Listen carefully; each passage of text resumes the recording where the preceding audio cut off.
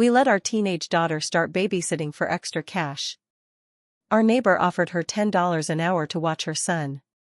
She came home crying the first night, saying he'd tried to lock her in the basement as a game. I told the mother. She said, "Boys will be boys. Tell your daughter to grow up." I banned her from going back. The next week, CPS knocked on our door. The neighbor reported us for neglecting our daughter's emotional stability.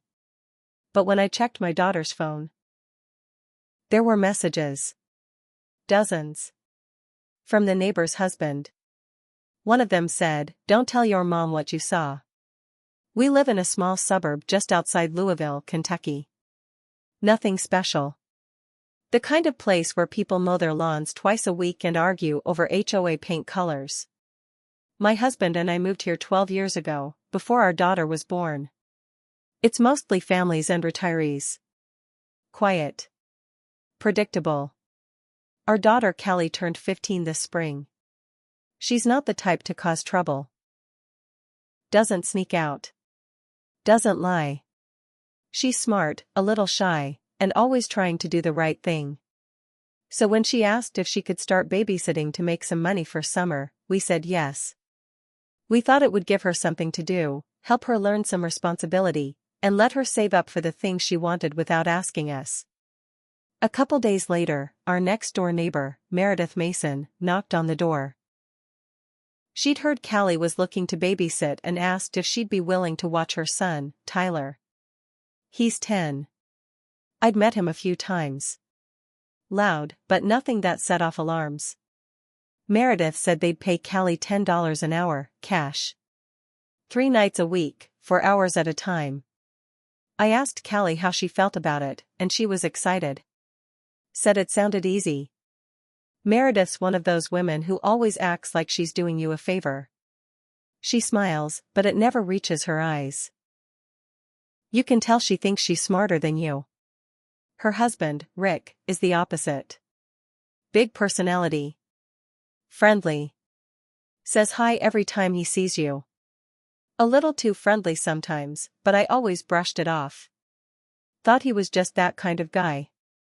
Callie's first night babysitting was a Thursday. I remember because I was making spaghetti when she came through the door. She looked off. Pale, like she'd seen something bad. Her hair was messy and her hands were shaking. She didn't take off her shoes, didn't say hi. Just walked to the couch and sat down, like she didn't know what to do. I asked what happened. She hesitated, then said, "Tyler locked me in the basement." At first I didn't understand. She said he dared her to go down there to get a ball, then slammed the door and locked it. He turned off the light and left her there. She said she screamed for him to open it and he just laughed. It took her 10 minutes to get out because the lock only opens from the outside. She said when she finally got out, he was eating chips like nothing happened. She asked him why he did it, and he said it was just a game. I asked if Rick or Meredith were home. She said no. They'd left right after she got there. I could feel the anger rising in my chest. That wasn't a prank. That was dangerous.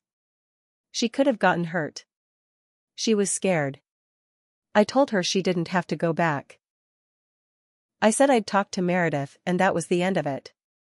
The next morning, I walked over to their house.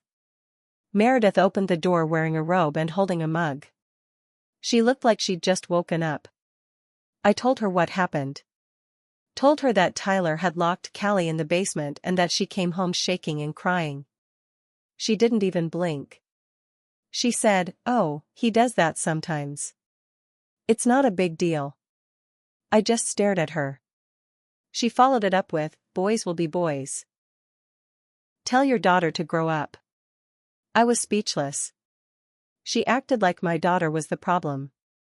Like being terrified in a dark basement was something she should just brush off. I told her Callie would not be coming back. Meredith just rolled her eyes and said, "Suit yourself," then shut the door in my face. I thought it was over. A week later, CPS showed up. It was a Tuesday afternoon. I was working from home. I saw a car pull up out front and two people in business clothes step out. They showed me badges. Said they were with Child Protective Services and were following up on a report about possible emotional instability and signs of parental neglect. I felt like the ground dropped out from under me. They said the report claimed our daughter was showing signs of depression and we were refusing to provide emotional support. I asked who filed the report. They said it was anonymous. But I knew. There's only one person who would do that. Meredith. She was retaliating. Because we refused to send Callie back to babysit her out-of-control kid, she decided to paint us as bad parents. To get us investigated. To make us look unstable. Callie cried during the visit. They asked her if she felt safe at home. If we were listening to her. If she had anyone to talk to. It was humiliating. After they left, she sat on her bed, hugging her knees. I asked if she was okay. She shook her head and said, "There's something I didn't tell you." She handed me her phone. There were messages. From Rick. At first, they looked harmless. He'd messaged her a few times after she babysat, just asking if she got home okay. Then there were more. About her hair. Her smile. How mature she seemed. Then I saw the one that made my stomach drop. Don't tell your mom what you saw. Sent at 9:41 p.m. the night she came home crying. There were others after that. I think you're really special. You're different from other girls. I wish I could talk to you more, but your mom would freak out. I wanted to throw up. My hands were shaking. I couldn't even look at Callie. I was so scared and angry and sick all at once. I asked her what she saw. She wouldn't tell me at first. Just said it was something weird and that it happened before Tyler locked her in the basement. After a few minutes, she finally said, "I saw Rick in the basement. Before Tyler told me to go down there. He didn't see me. But he was doing something with his phone. He looked like he didn't want to be caught." I asked if she thought it was drugs. She shook her head. No. He was watching something. On his phone. I only saw for a second. But it wasn't good. That's when I knew. This wasn't just a prank. This wasn't just a kid being mean. This was something else. I took screenshots of every message. Backed up her phone. Then I called a friend from high school who's a police officer now. Told him everything. Sent him the texts. He told me to come in and file a formal report. And that's exactly what I did. But that was just the beginning. When I showed up at the station with the screenshots, the officer, my old classmate, read through them slowly. His face changed with every message. I could see it in his eyes. He wasn't just humoring me. He understood this was serious. He told me they would open a case and assign a detective. But because Rick hadn't crossed a clear legal line in the messages. No pictures, no physical threats, it would take time. He said the wording was inappropriate, suspicious, but not yet criminal. That wasn't good enough. I asked what else they needed. He said, something more. Something physical, or a witness. He advised me to keep everything backed up, stay calm, and let the detective handle it from there. But I didn't feel calm. I felt like I'd just thrown a pebble into a hurricane and hoped it would change something. Over the next few days, we noticed things. Subtle things. Our trash cans were knocked over. Our mailbox had been opened. Our dog, a sweet old golden retriever named Max, came back from the yard with a cut on his paw. I don't know if it was from glass or something else, but it didn't feel like an accident. And Meredith? She smiled every time she saw us. A smug little grin like she knew something we didn't. Then, one evening, I got a knock at the door. It was Tyler. He stood there alone, holding a flashlight, no shoes, no jacket, and it was cold out. He looked terrified. "I want to talk to Callie," he said. I called her downstairs, and when she saw him, her whole face dropped. He looked at me and said, "Can I tell her sorry?" Callie stepped forward slowly. He said, "I didn't mean to lock you in. I just didn't know what else to do." I asked what he meant. He looked back at me. "He told me to." "Who told you?" "My dad." Callie and I just stared at him. "He said to make sure you stayed down there," Tyler said. "He said not to let you out for at least 5 minutes.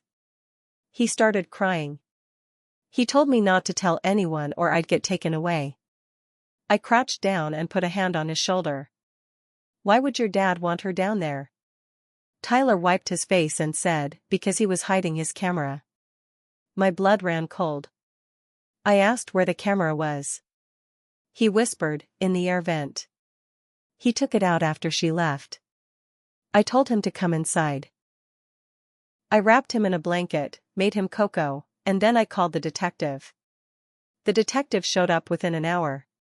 He took Tyler into a separate room and talked to him for nearly 40 minutes. Then he came out and said, "We're moving forward." That night, police went to the Mason house. They didn't arrest anyone. Not yet. But they took electronics, phones, laptops, and what looked like a hard drive. Tyler was placed with a relative. Rick and Meredith didn't come home that night.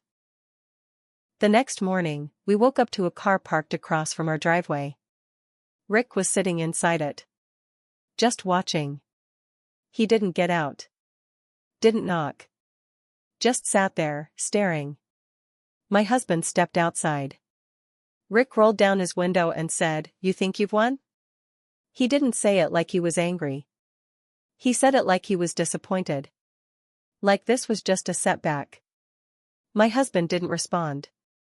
He just pulled out his phone and took a picture of Rick's car, license plate and all.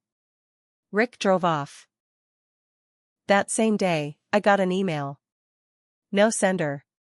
Just a message, "You don't know the whole story." My hand shook as I read it. Then came the biggest twist. The detective called. They found something. Something that would change everything. The detective called late in the afternoon, and his voice was different, tense, clipped. "We found files," he said. "A lot of them." He didn't give details over the phone, but told me he'd be by in the morning with someone from the cybercrimes unit. Said we needed to talk face to face. That night was the longest of my life. Callie slept in our room. She didn't say much. Just curled up on the air mattress next to our bed, holding the stuffed bear she hadn't touched since she was 10. I didn't ask questions. I just let her be close. The next morning, 2 unmarked cars pulled up. One of them I recognized, the detective. The other, I didn't. A younger woman stepped out, introduced herself as Agent Hall from the Internet Crimes Division. They came in, sat at our kitchen table, and told us what they'd found. Rick Mason had installed hidden cameras in the basement and 2 other parts of their house, the downstairs bathroom, and the guest room where Callie had changed clothes the first night she babysat. He had folders on his computer, labeled by date, and some labeled with names. One of them was Callie.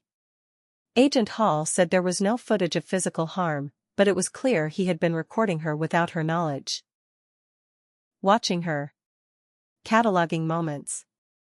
That was enough. They had a warrant out for his arrest. But that wasn't the twist. The twist came when they told us about the other folders. There were other names, 5 different girls. One of them was a teenager from 2 blocks over. Another was a niece who had stayed over a summer ago. The other 3 names, they were unfamiliar. But one name stood out. S. Carlton, that was Meredith's maiden name. The detective paused. "We think one of those folders is from over 10 years ago. Footage from when Rick and Meredith were dating. The girl in it, she looks young. Very young." Agent Hall added, "And Meredith's voice is in the background." Laughing. My stomach dropped. It wasn't just Rick. Meredith wasn't blind to this. She might have helped him. She might have known everything. The CPS report? A smokescreen. A distraction. It started making sense. She didn't just want to shut us up, she wanted to destroy our credibility. In case we ever figured it out. In case we ever reported something that could come back to her. Then came another knock. Tyler's aunt, Rick's sister, stood on our porch with a folder in her hands. Said she needed to talk to me. Alone. I stepped outside, confused. She said, I don't know what's going on, but you need to see this. I found it in my brother's garage 2 years ago. I didn't understand it back then. Inside the folder were letters. Notes written by Rick. Some were clearly journals. Others looked like typed-up transcripts. Descriptions of children. Emotions. Responses. It read like research.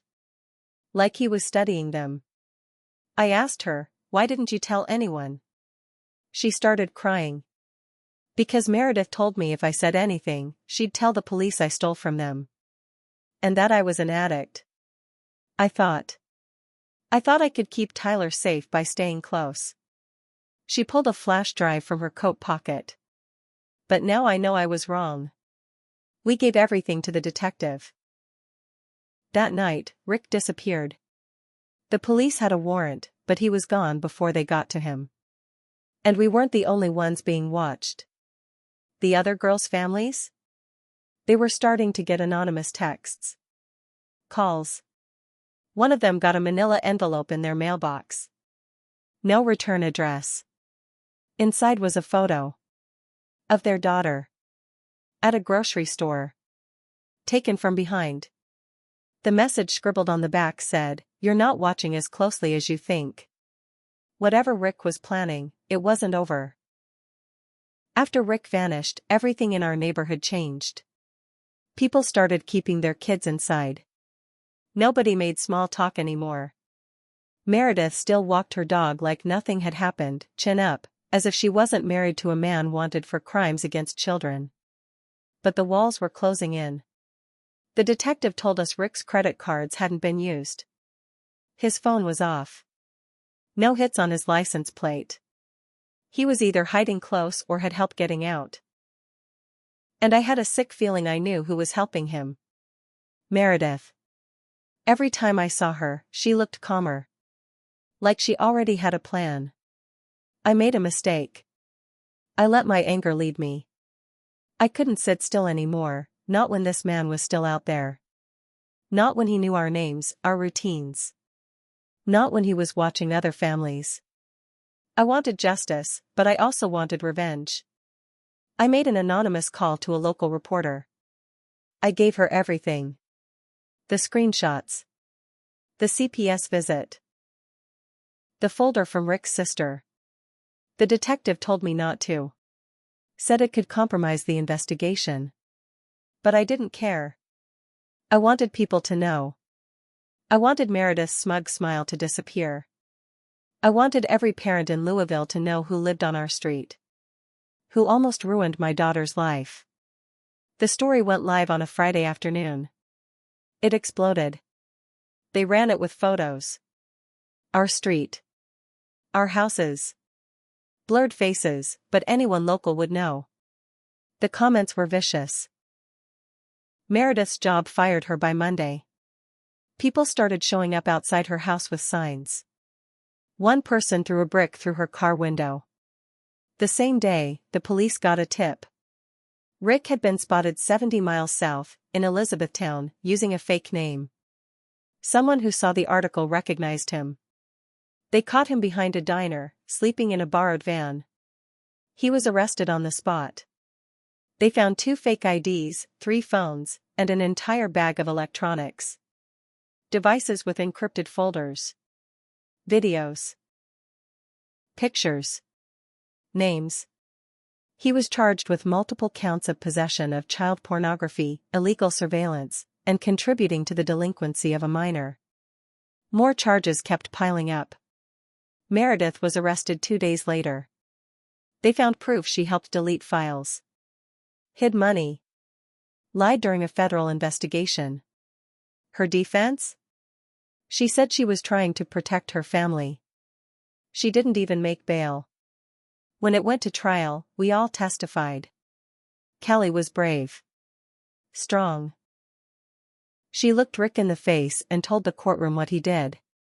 I was proud of her in a way I can't explain. She didn't cry. She didn't flinch. She took her power back. The jury didn't take long. Rick got 45 years without parole. Meredith got 15. We thought that would be the end. But it wasn't. One night, months later, my husband came into the kitchen with a letter. No stamp. No return address. Just a folded piece of paper. Inside was a single sentence: "You gave them everything. Now we give you nothing." That same night, someone cut the power to our house. Max barked until we turned on the generator. The police said it was probably a teenager pulling a prank. But I knew better. Rick had friends. Online. People like him. Sick men who watched the same dark forums. People who knew how to stay hidden. So we moved. Sold the house. Left everything behind. New school for Callie. New city. We told our friends we just needed a change. We didn't say why. Sometimes, I blame myself. I should have never let Callie babysit for strangers. I should have gone with my gut the moment Rick seemed too friendly. I should have let the detectives handle it and not gone to the media. But I also know this: if I hadn't exposed him, he'd still be walking free. Still watching. Still planning. Callie still has nightmares sometimes. So do I. But she's in therapy now. She's healing. I don't know what happened to Tyler. I heard he's in foster care, doing better, but part of me wonders what memories he's carrying. I live with the choices I made. The right ones. And the wrong ones. But Meredith was wrong about one thing. She said, boys will be boys. No. Monsters will be monsters. And they don't deserve to walk among us.